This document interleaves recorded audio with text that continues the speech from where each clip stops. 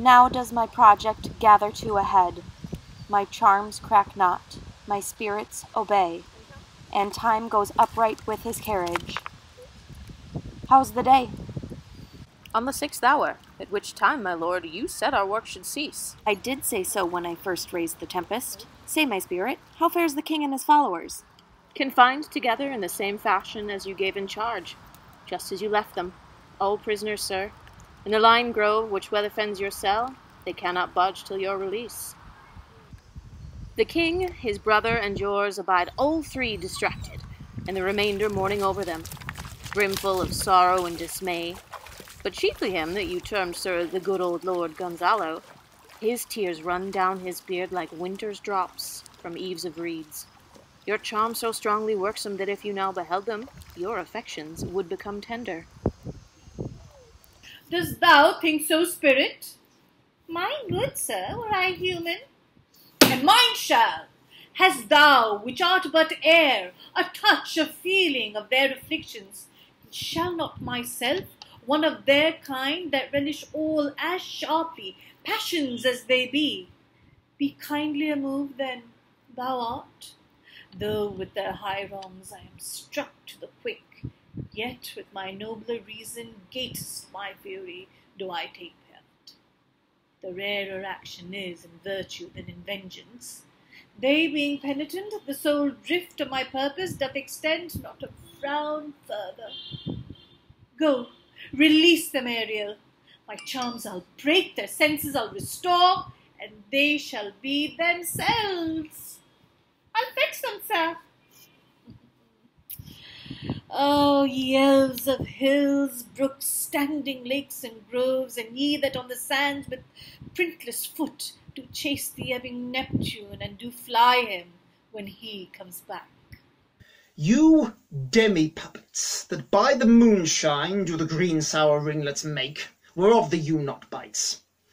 And you, whose pastime it is to make the midnight mushrooms, that rejoice to hear the solemn curfew, by whose aid, weak masters though ye be, I have bedimmed the noontide sun, called forth the mutinous winds, and twixt the green sea and the azured vault set roaring war. To the dread rattling thunder have I given fire, and rifted Jove's stout oak with his own bolt. The strong-based promontory have I made shake, and by the spurs plucked up the pine and cedar. Graves at my command have waked their sleepers, oped and let em forth by my so potent art. But this rough magic I here abjure. And when I have required some heavenly music, which even now I do, to work mine end upon their senses that this airy charm is for, I'll break my staff, bury it certain fathoms in the earth, and deeper than did ever plummet sound, I'll drown my book. A solemn air and the best comforter to an unsettled fancy cure thy brains, now useless, boiled within thy skull. There stand, for you our spell stopped. Holy Gonzalo, honorable man, mine eyes, even sociable to the show of thine, fall fellowly drops. The charm dissolves apace, and as the morning steals upon the night, melting the darkness, so their rising senses begin to chase the ignorant fumes that mantle their clearer reason. All trochees, iamb, spondies, and iambic pentameter credited to William Shakespeare. Any attribution to Christopher Marlowe has been greatly exaggerated. Oh, good Gonzalo, my true preserver and a loyal sir to him you followest, I will pay your graces home both in word and deed. Most cruelly didst thou, Alonso, use me and my daughter. Thy brother was a furtherer in the act. Thou art pinched for it now, Sebastian. Flesh and blood. You, brother mine, who entertained ambition, expelled remorse and nature, who with Sebastian, whose inward pinches therefore are most strong, would here have killed your king. I do forgive thee, unnatural though thou art. Their understanding begins to swell, and the approaching tide will shortly fill the reasonable shore that now lies foul and muddy. Not one of them, yet that looks on me or would know me.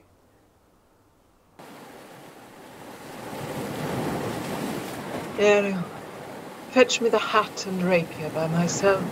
I will discase me and myself present as I was sometime Milan. Quickly, spirit, thou shalt ere long be free. With a piece of Sakai, in a cowslip spell I lie. There I couch when owls do cry. On the bat's back I do fly. After summer merrily, merrily, merrily shall I live now. Under the blossom that hangs on the bough. Why, that's my dainty Ariel.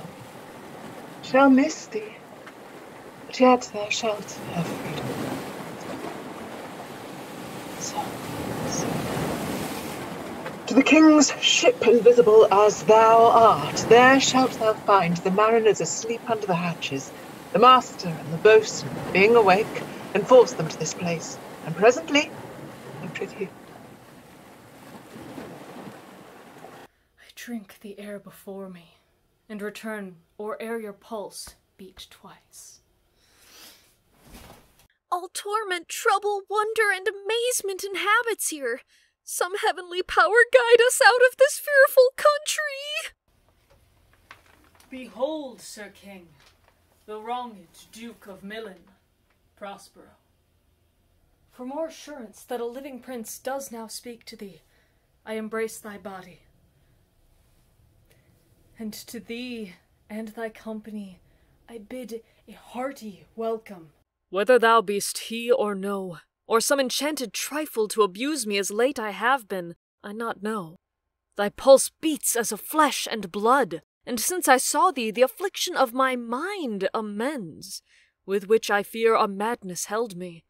This must crave, and if this be at all, a most strange story. Thy dukedom I resign, and do entreat thou pardon me my wrongs. But how should Prospero be living, and be here? First, noble friend, let me embrace thine age, whose honor cannot be measured or confined.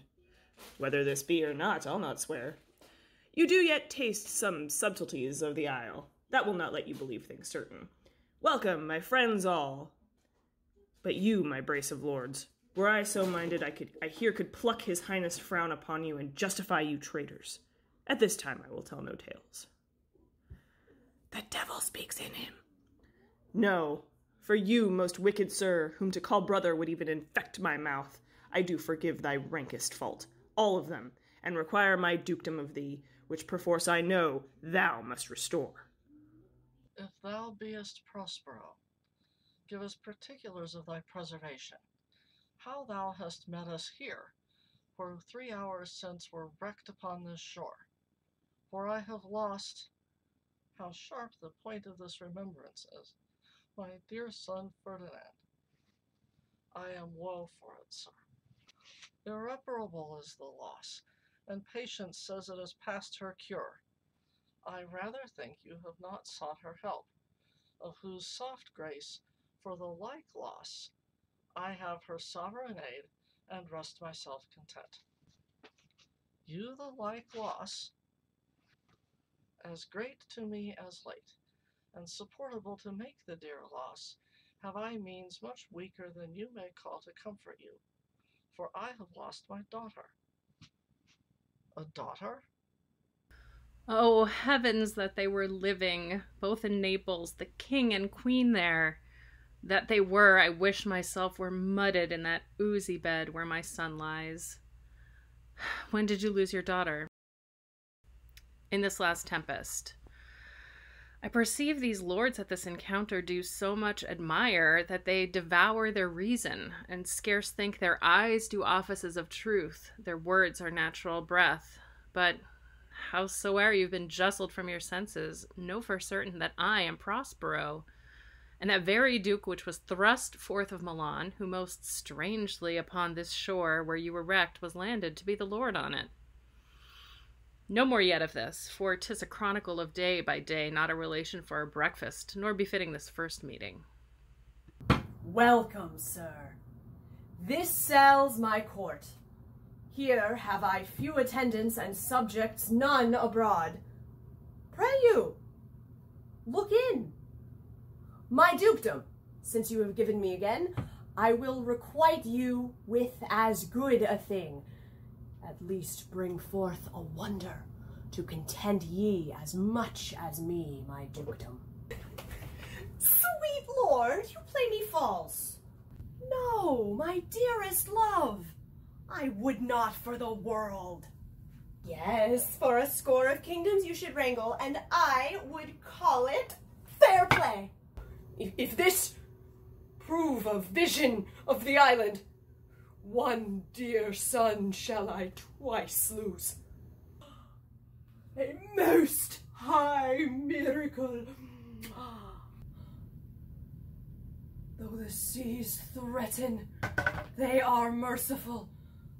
I have cursed them without cause. Now, all the blessings of a glad father compass thee about. Arise, and say how thou camest here. Oh, wonder! How many goodly creatures are there here! How beauteous mankind is! Oh, brave new world that has such people in't! 'Tis new to thee. What is this maid with whom thou wast at play? Your eldest acquaintance cannot be 3 hours. Is she the goddess that hath severed us, and brought us thus together? Sir, she is mortal, but by immortal providence she is mine. I chose her when I could not ask my father for his advice, nor thought I had one. She is daughter to this famous Duke of Milan, of whom so often I have heard renown, but never met before, of whom I have received a second life, and second father this lady makes him to me. I am hers, but oh, how oddly it will sound that I must ask my child forgiveness. There, sir, stop. Let us not burthen our remembrance with a heaviness that's gone. I have inly wept, or should have spoken ere this. Look down, you God, and on this couple drop a blessed crown. For it is you that have chalked forth the way which brought us hither. I say amen, Gonzalo. Was Milan thrust from Milan, that his issue should become King of Naples? Oh, rejoice beyond a common joy, and set it down with gold on lasting pillars. In one voyage, did Claribel her husband find at Tunis, and Ferdinand, her brother, found a wife, where he himself was lost, Prospero his dukedom in a poor isle, and all of us ourselves, when no man was his own. Give me your hands. Let grief and sorrow still embrace the heart that does not wish you joy. Oh, look, sir, there is more of us. I prophesied, if a gallows were on land, this fellow could not drown. Now, blasphemy that swearest grace aboard, not an oath on shore, hast thou no mouth by land? What is the news? Well, the best news is that we have safely found our king and company. The next our ship, which but 3 glasses since we gave our split, is tight and and bravely rigged as when we first put out to sea. Sir, all this service have I done since I went. My tricksy spirit. These are not natural events. They strengthen from strange to stranger. Say, how came you hither? If I did think, sir, I were well awake, I'd strive to tell you. We were dead of sleep, and how we know not, all clapped under hatches, where but even now with strange and several noises of roaring, shrieking, howling, jingling chains, and more diversity of sounds, all horrible, we're awaked, straightway at liberty, where we in all her trim freshly beheld our royal good and gallant ship, our master capering to eye her. On a trice, so please you, even in a dream, were we divided from them, and were brought moping hither. Was't well done? Bravely, my diligence. Thou shalt be free. Sé seo an bóchars cast siúl éanach in a riamh agus tá rud éigean sa gnó sin nach bhfuil an nádúr an. Caiimiid cóirle lór go urcail éigean. Ach ina úsal, a líis, ná bí ag cur de chuid ama amú, ná smuoine an tithiúlacht sin, go luach, ag an am ceart, mí nóid méideid, agus béis sin ina chreid se go léir, gach ein achtra a tharla. Go dtí sin bí sásta, agus bíach intin oscailte agat. Tar an seo is péid. Scuil is sir Caliban agus chamrádathe, bris na gasa. Ach ina úsal, ó champlach an linne tá cúpla duine ar irí go fóil, daoine áte an dhearna tú Jaramid ortha. Stephano, every man shift for all the rest, and let no man take care for himself, for all is but fortune. Coraggio, bully monster, coraggio. Trinculo, if these be true spies which I wear in my head, here's a goodly sight. Caliban, oh Setebos, these be brave spirits indeed. How fine my master is, I am afraid he will chastise me. Sebastian, ha, ha. What things are these, my lord Antonio? Will money buy 'em? Antonio, very like. One of them is a plain fish, and no doubt marketable. Prospero, mark but the badges of these men, my lords, then say if they be true. This misshapen knave, his mother was a witch, and one so strong that could control the moon, make flows and ebbs, and deal in her command without her power. These three have robbed me, and this demi-devil, for he's a bastard one, hath plotted with them to take my life. Two of these fellows you must know and own. This thing of darkness, I acknowledge mine. Oh, I shall be pinched to death.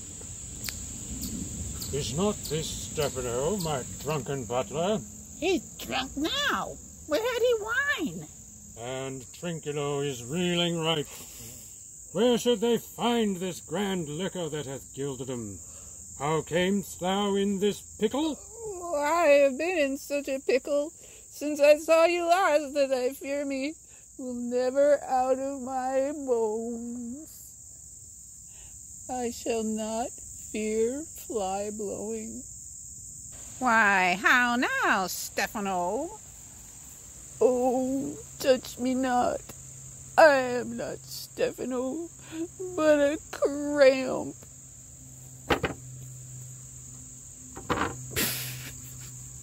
You'd be king of the isle, sirrah? I should have been a sore one then. This is a strange thing as ere I looked on. He is as disproportioned in his manners as in his shape. Go, sirrah, to my cell. Take with you your companions, as you look to have my pardon.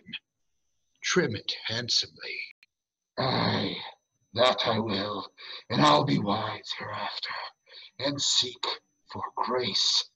What a thrice double ass was I, to take this drunkard for a god, and worship this dull fool. Go to! Away!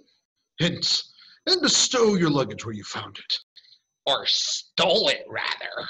Sir, I invite your highness and your train to my poor cell, where you shall take your rest for this one night.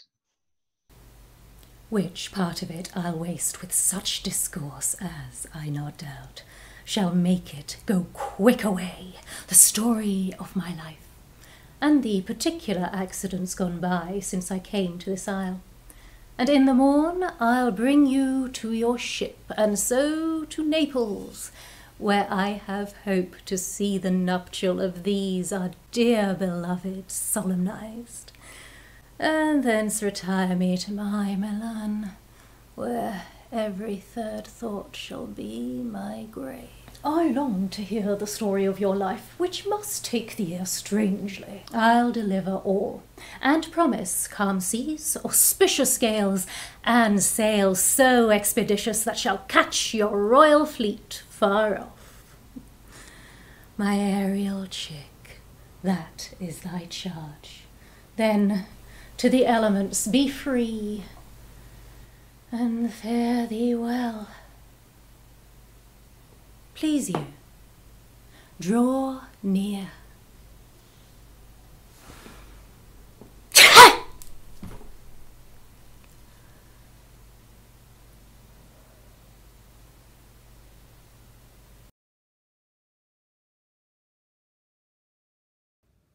And now my charms are all o'erthrown. What strength I have's mine own, which is most faint. Now, 'tis true, I must be confined here by you, or sent to Naples. Let me not, since I have my dukedom got, and pardon the deceiver, dwell in this bare island by your spells, but release me from your bands by the strength of your good hands. Gentle breath of yours my sails must fill, or else my project fails, which was to please. Now I want spirits to enforce and art to enchant, and my ending is despair, unless I be relieved by prayer, which pierces so that it assaults mercy itself and frees all faults. As you from crimes would pardoned be, let your indulgence set me free.